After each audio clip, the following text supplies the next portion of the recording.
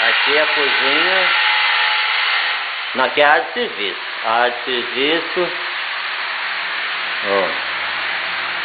A altura que ela tá, ó. Olha a altura da área de serviço. Como é que ficou? Tem que cobrir esse troço aqui, ó. Ó. Ó. É a área de serviço. Ó. Lá de fora. Aqui é lugar de fazer churrasco. Ó. Tá vendo? Ó. Ó.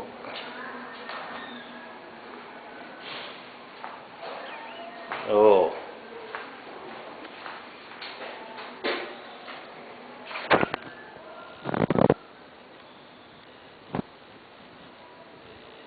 Cozinha. O negócio que vocês pediram pra colocar tá aí, ó. Ó. Limão. Terminar de rejuntar isso aqui. Ó.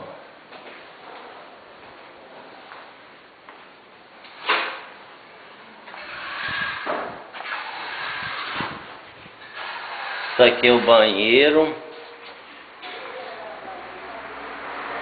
O lugar fica bonito, ó. Ó. Aqui. Ó. Aqui ainda não filmei.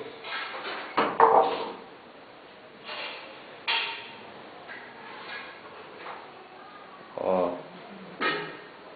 Olha o tamanho do nível do homem, ó. Quer dizer que ele coloca umas 4 cerâmicas de uma vez, rapidão. Nivela tudo de uma vez, ó. Ó. Quer ver? Esse aqui não é o seu, não. Esse aqui é das visitas. Aqui é onde é que o Gilberto tira as cagadas dele, ó. Foi tudo consertado.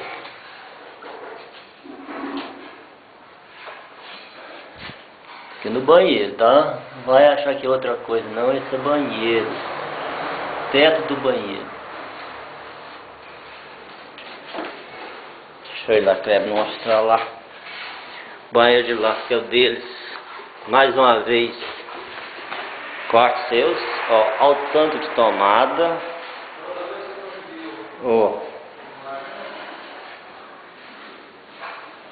Eu filmei. Ali é o ar-condicionado. Aqui, ó. Para esgotar o ar, tá colocado. A janela para rua. Vamos ver o banheiro seus que é aqui, ó. A largura da porta. Ó, aqui é o banheiro seu, como é que tá ainda, ó. Aqui vai azulejo ali, foi que teve que quebrar, tá dando vazamento. O artista de Gilberto conseguiu colocar ele ali sem colocar água dentro. Aí teve que quebrar e consertar.